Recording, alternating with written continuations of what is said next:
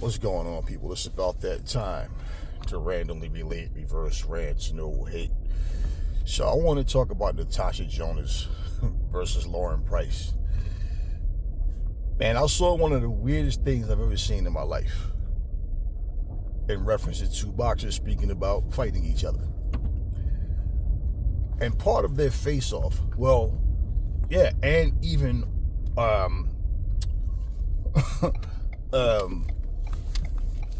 on an interview where they were on camera, like satellite or whatever you want to call it. Natasha Jonas said, "I beat you before." And she's like, "When you beat me?" She's like, "You never faced me." She said, "You beat Becky Price, not me. We never fought. You're 10 years older than me." And she's telling her, "You weren't good enough to make it at a particular time." And she was saying, "Hey, it comes with experience, right?" She says, I'm 10 years younger than you, so you were ahead of me at that time." She said, "You never fought me." And I started really laughing because I said, "Damn, Natasha, how the hell you don't remember who you fought?"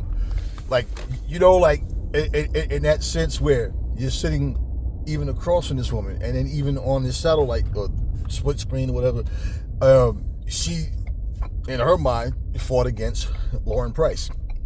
So I thought that was pretty damn weird, man. But anyways, I don't know, man. I mean, I don't know what Natasha Jonas has left in the tank to fight someone with Lauren Price's speed, her movement. She does have power, and she's a smart fighter. Natasha Jonas did the one thing to me that shows a sign of uncertainty. Meaning, she brought up Savannah Marshall, which basically Lauren Price mentioned. She told her, "No, I beat Savannah Marshall at 175.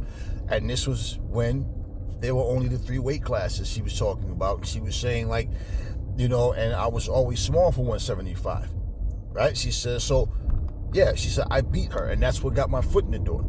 And then she brings up Clarissa Shields. Do you think if Clarissa Shields would have been in that class? She kept trying to, like, put other fighters, in the mix instead of focusing on the two of them. It's like Natasha Jonas didn't really have much to say.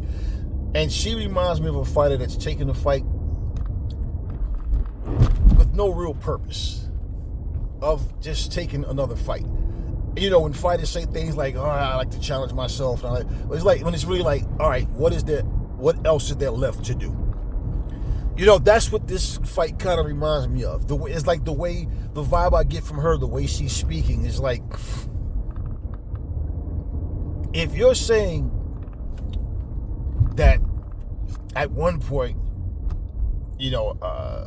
Fisher wasn't good enough, and you're saying she wasn't better than this person, that person, or are you saying you would have beat Clarissa Shields? I mean, she's bringing up, and you know what? Price answered her properly. She said, when she said, I'm not saying that, she said, when she brought up Clarissa, she said, "Look, the point is I'm fighting you at 147. That's what I'm focused on." And I'm looking at Natasha Jonas. She smiles a whole lot, and that little soft-spoken, confident, way of people speaking, it doesn't always mean confidence. That's just her nature. Like, she's not a yelling, screaming type person to get loud, but she doesn't really sound as confident as I think she want people to think she is. I even noticed at the face-off how she was making very little eye contact with Price. She was talking, looking away to the side, and the majority of the time, Price is just staring right at her.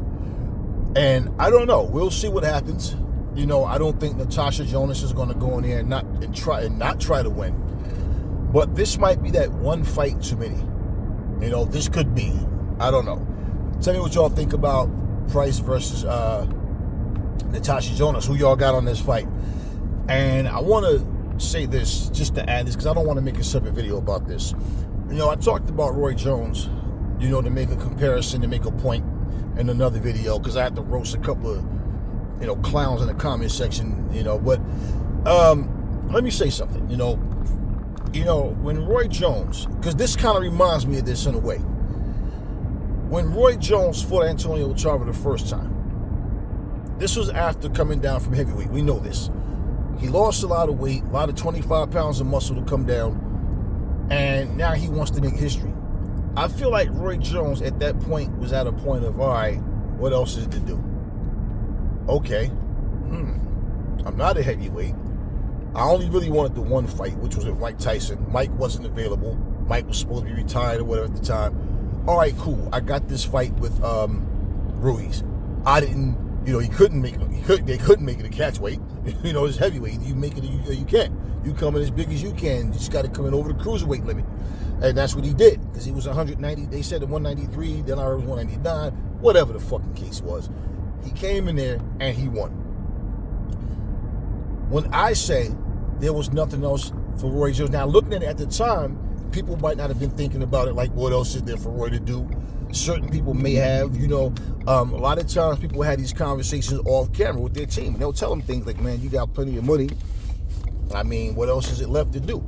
But a lot of times fighters just state they want to go out the way they want to go out, and they continue to fight. In fact, when he lost to Tarver, when he got knocked out in a rematch, and he was in the back, they were talking, he was saying pretty much like, what, sometimes you question, like, what are you doing this for? Why are you still doing it? Everything. Alton Murchison, I remember him being interviewed, and he said that Roy Jones, noticed he was starting to get hit more with shots he normally wouldn't get hit with. He's not as fleet of foot as he used to be. And things that he noticed, like, Roy not getting away from shots easier, the reflex is not the same. Now, hearing Alton Murchison say this, Alton Murchison, in this day and time, you fools would have been saying, oh man, he hating on his own boy. No, he's just being honest about what he saw. And if you notice, Alton Murchison, he wasn't in Roy Jones' corner for a lot of those fights after that, because it was just like, Roy's done. When you love a person, you care for them, you don't want to see them go in the ring and get beat by guys or struggle to beat guys that normally they would have just blown away. A lot of times what happens is a challenger out there who, that person in your prime, you probably would have smoked them, but that person's younger, they're hungrier, and not that they're a pushover, but they're in a position where they haven't tasted what you have already got comfortable with. And when you start saying things, and Roy Jones loved to say this, and any fighter that's ever said this, I never ever accepted that like that's a good reason. I never saw the logic in that. And that saying of, I can't get up for these guys because I don't know what they got to beat me with and all this other stuff, and you feel like you need to go play a game of basketball before a fight and do all this type of stuff.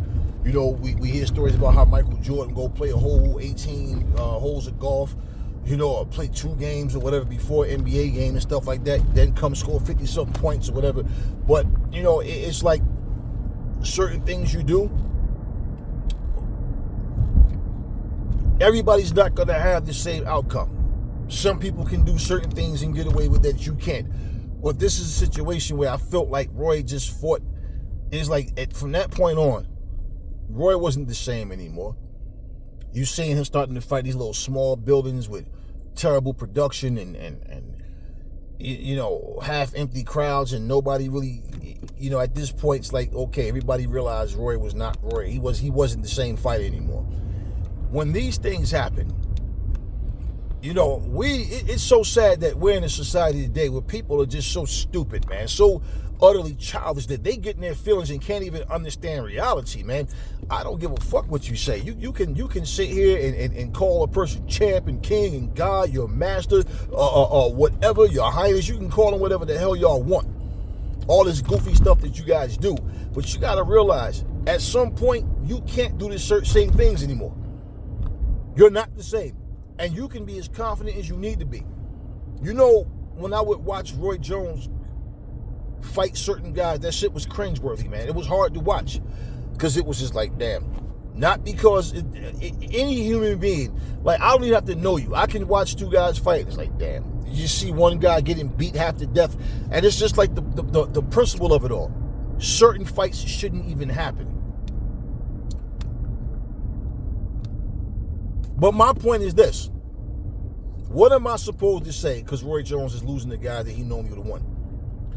Is it necessary for me to go, if Roy was in his prime, Roy would... No, his prime was over. He continued to fight. He won some of those fights. He lost a lot of those fights on his way out. And pretty much to keep bringing up what he was. Same thing with like Adrian Broner. Y'all keep talking about what Broner was. Broner was this, Broner was that, Broner was this. When are y'all going to realize he wasn't? And so, therefore, I look at certain fighters, man, and it's like people really don't understand this. They really don't think. I think you guys feel like the only time that these coaches and trainers talk to their fighter is on camera when they're promoting a fight. Man, people will go and they have these conversations and they try to, let them know, like I said, man, you got all the money you need, man. Like, what else is there to prove?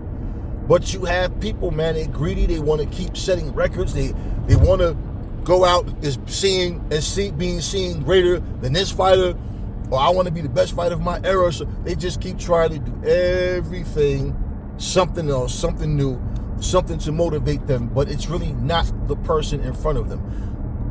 And Natasha Jonas, I know after the Michaela Mayer win, she said that she wanted to retire soon. And, she didn't say exactly when, but I'm listening to her speak. And like I said, I don't really feel like Natasha Jonas' confidence is like I said, I don't expect her to go in there and not fight back, but, if Fisher, I've seen them both fight, and people are looking at Natasha Jonas' experience. I see what Natasha Jonas can do. I see what she's good at. I see what Fisher can do and what she's good at. It's one of these things where if Natasha Jonas can come in there and fight that smart fight and really be on top of her game,